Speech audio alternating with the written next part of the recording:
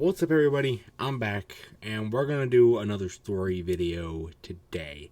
This is a story that I believe we did a video talking about Cedar Point stories and tips. I think that video's been privated. That wasn't a great video.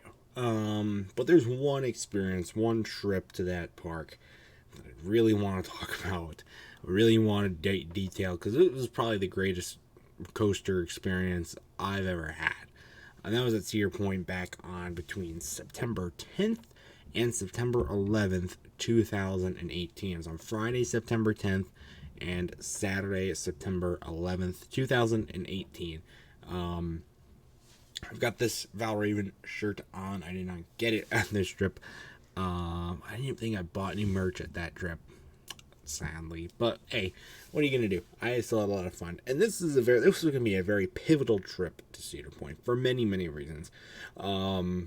It was gonna be our first time going on Halloween, so you could see all the cool Halloween theming and all the maps, or they call them maps, mazes, and all the cool theming that they have around the park for Halloween and stuff like that.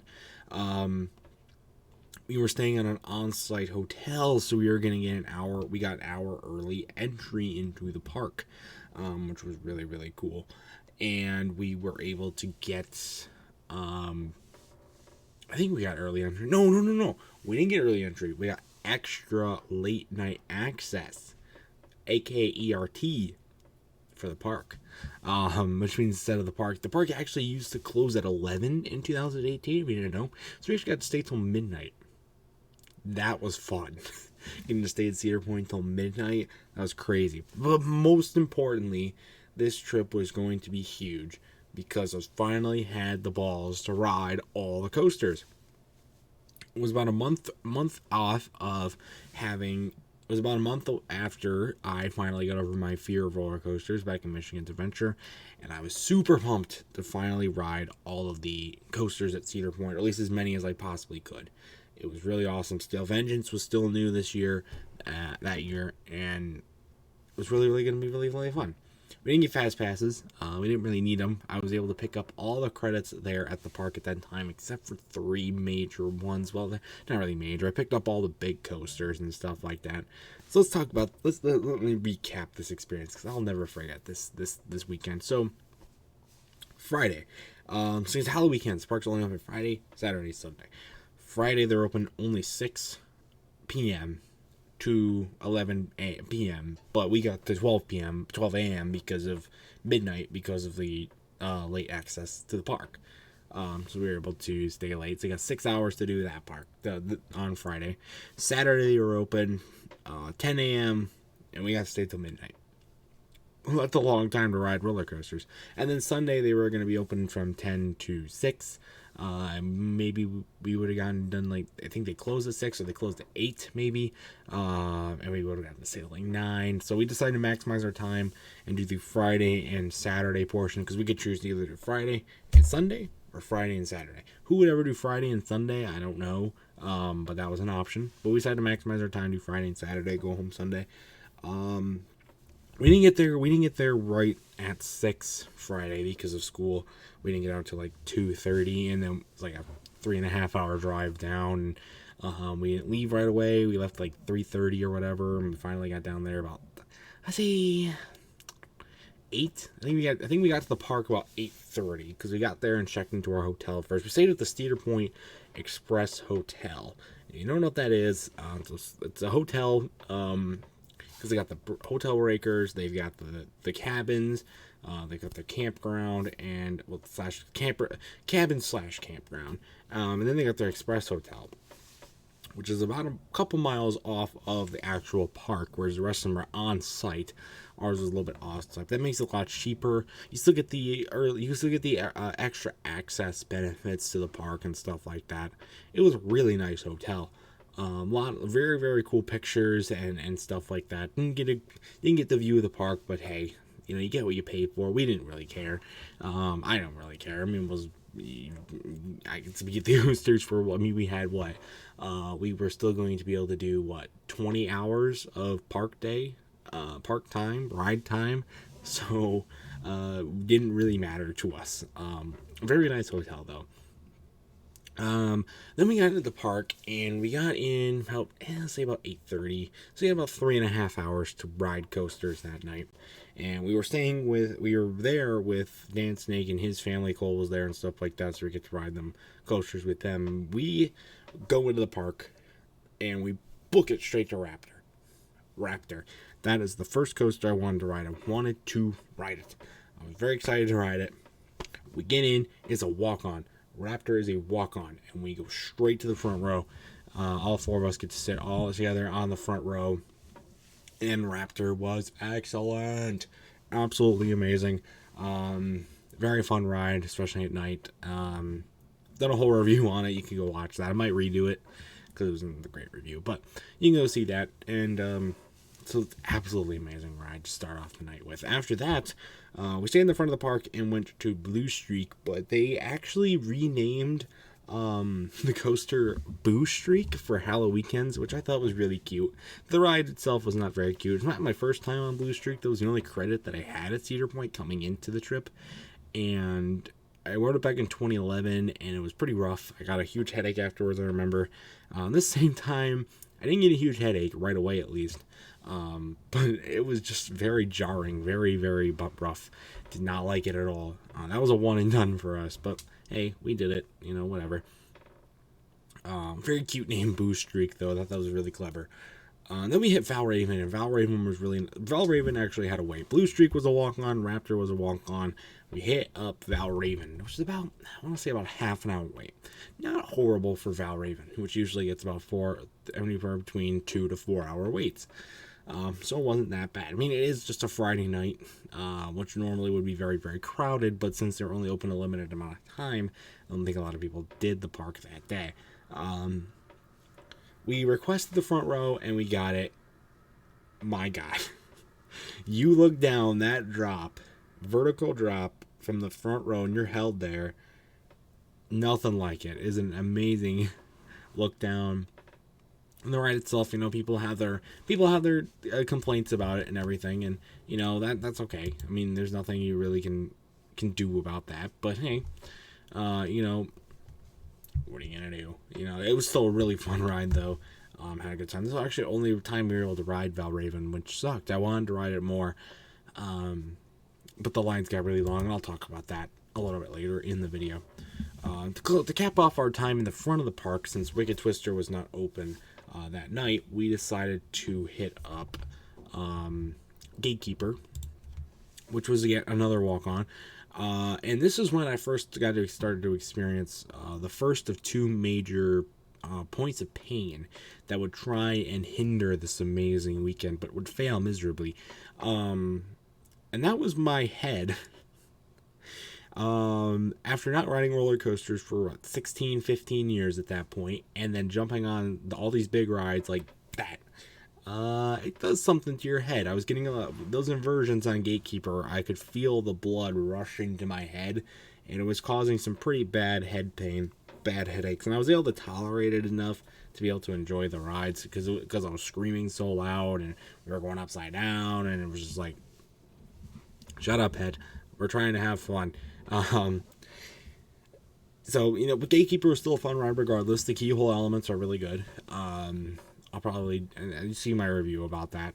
Really fun ride, especially at night. It's a nice ride. And then after that, we headed to the back of the park. We did not do Rougarou right away. Our next one is Top Thrill Dragster. And I remember I was debating I wasn't planning on doing Dragster the first night because I had my Dragster t-shirt packed for the second day, and I was planning on wearing that on my first ride. You've seen the Dragster shirt. It's in a lot of videos at this point. But everyone convinced me to get on, and I'm like, all right, whatever, I'll take it now. It was a walk-on, just like most of the rides had been that night. And this was probably the single greatest ride on a roller coaster that I will ever receive. It is right now the single greatest ride on a roller coaster that I have ever gotten. And I don't know any other experience that could possibly overtake that. The Beast at Night did not beat that. The Voyage at Night but the trims off might beat it. Maybe not. but it was nighttime and it was humid. It was a very humid weekend. But it was nighttime, so there's fog had bellowed over the park and everything. And so with Dragster, like the part of the top hat was like covered in fog, so you couldn't really see it. But before that, the launch, man, there's nothing like it. You hit that launch and you can't even scream. I couldn't even scream. We were going so fast. It was insane. But then we go up the top hat, hit the top of the top hat. When we get up there, the fog was so dense that you looked like you were literally in the clouds. I mean, it was insane. You could not see below. You looked like you were literally like Cloud 9, literally, or Cloud 420, I guess, because, Dragster. But, and I made a comment. What did I make? Oh, yeah, I made a comment. At the top of the hill, at the top of the top hat, I made a comment. I was like, wow, great view. It got a couple of laughs. I mean, we were on 420 feet in the air, going 120 miles an hour. So, you can't garner that too big of an experience. What do you expect? But then we went back down. Great finish. Dan Snake actually brought that up while we were walking around. I was like, hey, did you say great view at the top? And I was like, yeah, I did. I was being sarcastic. It was funny, though. Great ride, though. Absolutely amazing. And even in the grim event that Dragster becomes my second defunct credit behind Wicked Twister, that would pretty much solidify it as the best ride I've ever had on a roller coaster. Anyway, though, we hit up. The next ride we hit up was Magnum, and Magnum was another amazing night ride that I never really heard much of going into riding it. Going back into the back of the park by Soak City, that's what it was called at the time, or Cedar Point Shores, I don't remember. Maybe it was called Cedar Point Shores in 2018, I don't remember. But going back there through the water park, I'll call it the water park. Go back to the water park, and you see the waves. The waves are crashing in. You can see the white caps in the night sky, the moon's illuminating, and the clouds and everything. And pack that in with some good airtime. A janky ride for sure, but some good airtime thrown in there. It was a lot of fun. It was a really underrated night ride for me. I didn't have very high expectations going into Magnum, and maybe that's why I was a little bit more impressed by it. I still find Magnum a very highly regarded coaster, so that was a good first experience. The lift hill was very slow, though, and I rode in the back, so maybe that helped the airtime a little bit. I didn't ride the magic seat, which I don't even remember what the magic seat even is. But then after that, we moved on to the one, the only Steel Vengeance, still brand new for 2018. And Magnum had been a walk-on, Dragster had been a walk-on, but Steel Vengeance had about an hour wait. Behind it was the only coaster that night that had a wait besides Valraven, which had a 30-minute wait. Steel Vengeance had an hour wait. We waited in it because, why not? And my God, what a ride. What a ride Steel Vengeance is. Absolutely crazy, absolutely incredible. The wait was definitely worth it. An hour wait for this ride is 100% worth it. 4 hours, though, is not, and I will get to that maybe in a different story video talking about the worst experience I've ever had in an amusement park. Maybe we'll talk about that in a different video. I don't quite know yet.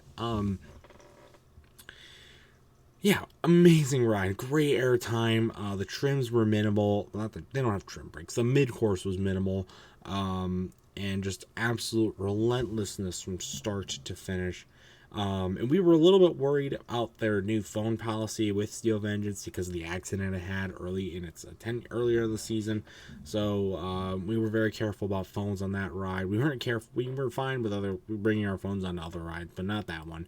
But still an amazing coaster. But when we got off of that, because it did have an hour wait, we only had about a half an hour left to do whatever else we wanted to do that part of the night.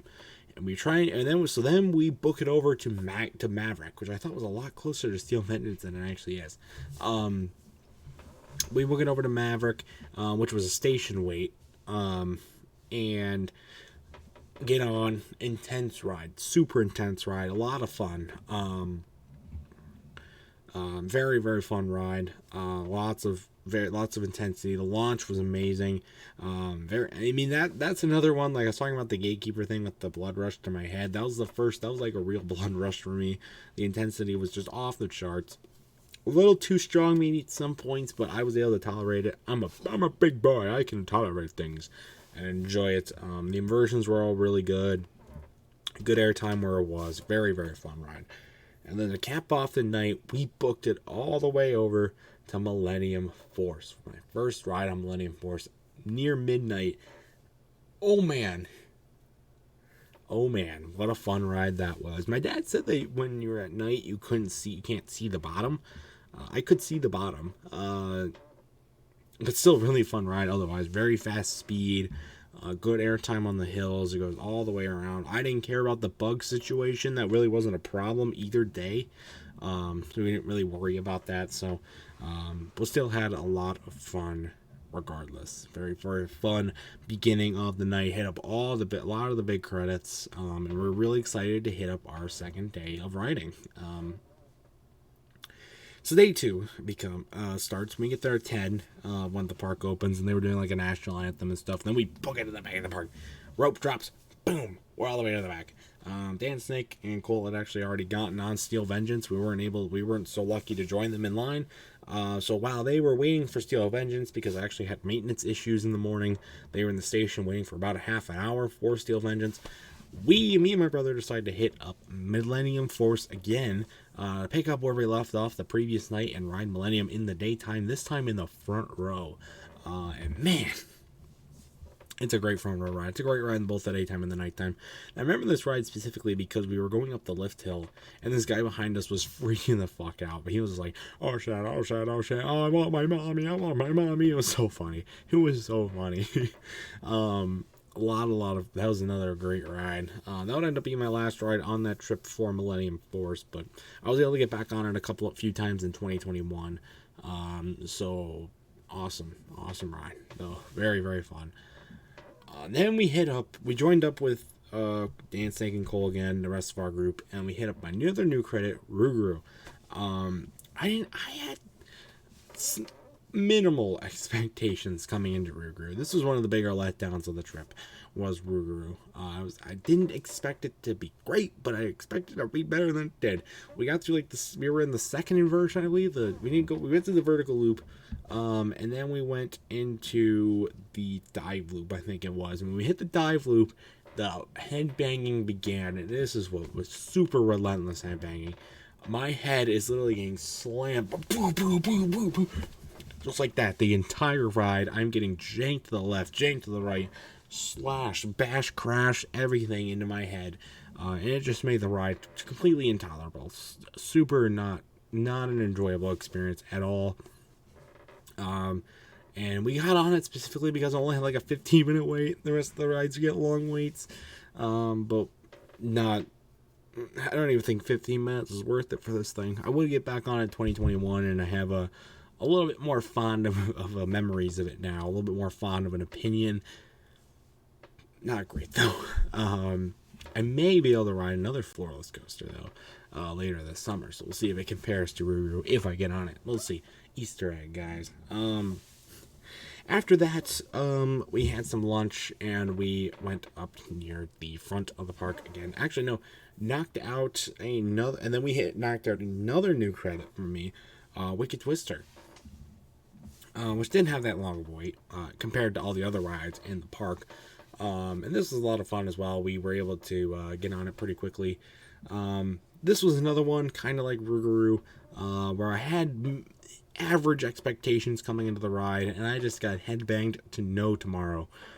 This thing was just slashing at my face, banging my head every which way, especially when we were going down the spikes.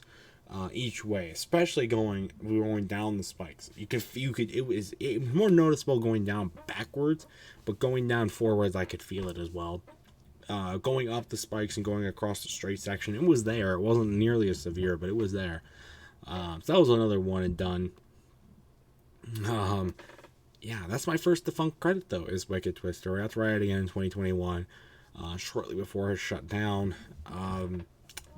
Still not extremely fond of the coaster, but hey, it was a little bit better because I knew how to ride it. Maybe that's why Ruguru was better too, because I knew how to ride it this time, knew what to expect going in, how to prevent that from happening.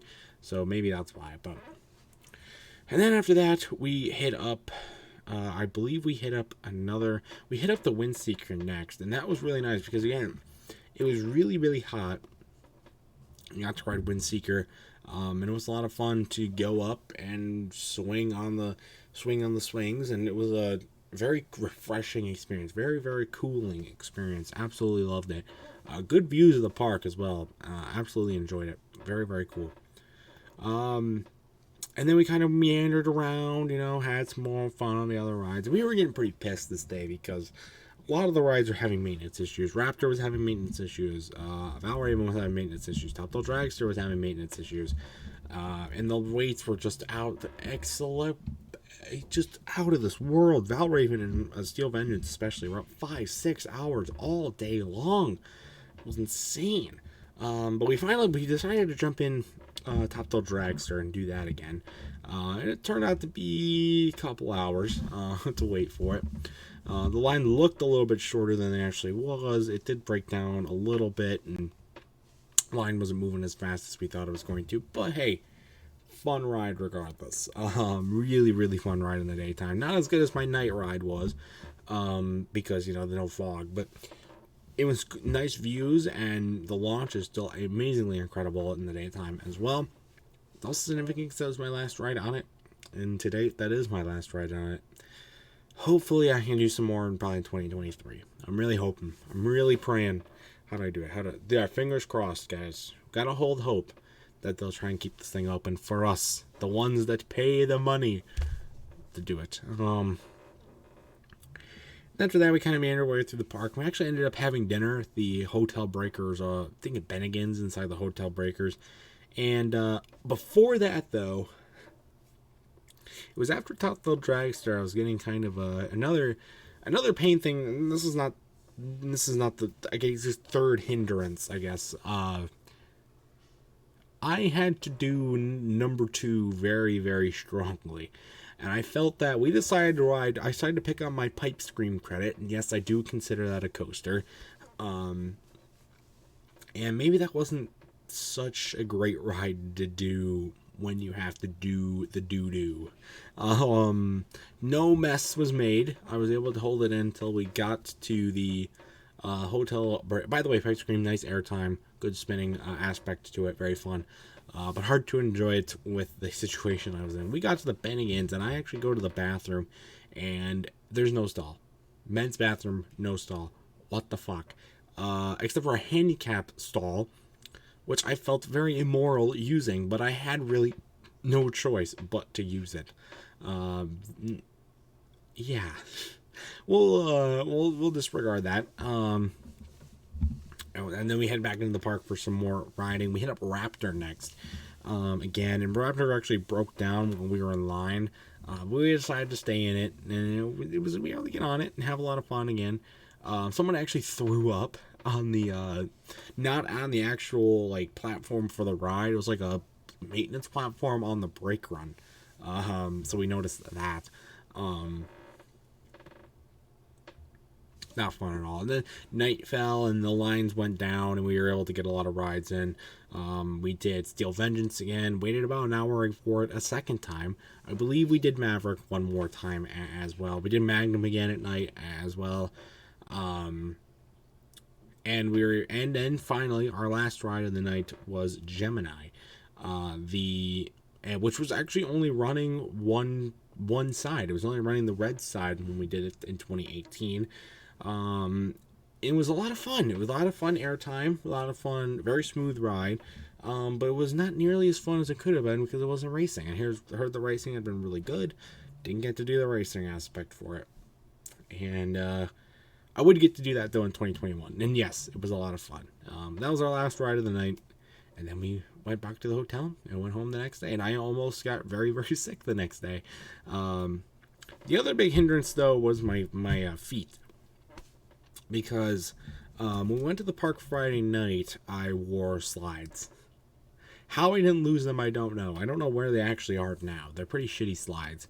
I'll have to show. I might show a picture of them sometime, but they were absolute crap.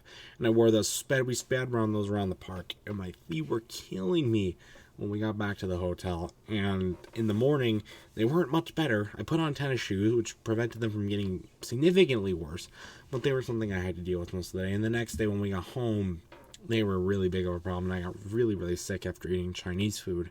When we got home Sunday, that wasn't fun. No, it wasn't. But that subsided, and now I just have some great memories of riding some amazing coasters for the first time, and getting some pretty historic rides, and having a lot of fun with my friends and family. And that was the best experience I possibly ever had at Cedar Point. 2021 was awesome, but I think because I got to ride so many coasters for the first time, and was able to ride them, get walk-on rides, and ride them all the first time. It was just an absolute magical experience all the way throughout. And what can you say? I mean, dragster in the fog. How much better can you get? That's it for this story video. I might talk about my 2019 trip to Cedar Point, which was the complete opposite of my 2018 trip to Cedar Point. Did not go in 2020. 2021 we went. There's a vlog about that up on the channel. That was a lot of fun too, because I got to try Fast Pass for the first time. And I think every time now I go to Cedar Point, I'll probably get Fast Pass again, for sure. But this trip, we didn't need it. 2018, we didn't need it. It was still a lot of fun. So I want to hear about your experiences at Cedar Point. Have you ever? What's your best ride on a roller coaster that you've ever had? And what's your favorite? And how long have you waited for a ride? Because I can't wait to tell you how long I've waited for one. But that's going to do it for this video, guys. More stories and stuff coming soon, hopefully. Much more amazing content. So till next time, everybody, I'll see you guys later. Goodbye.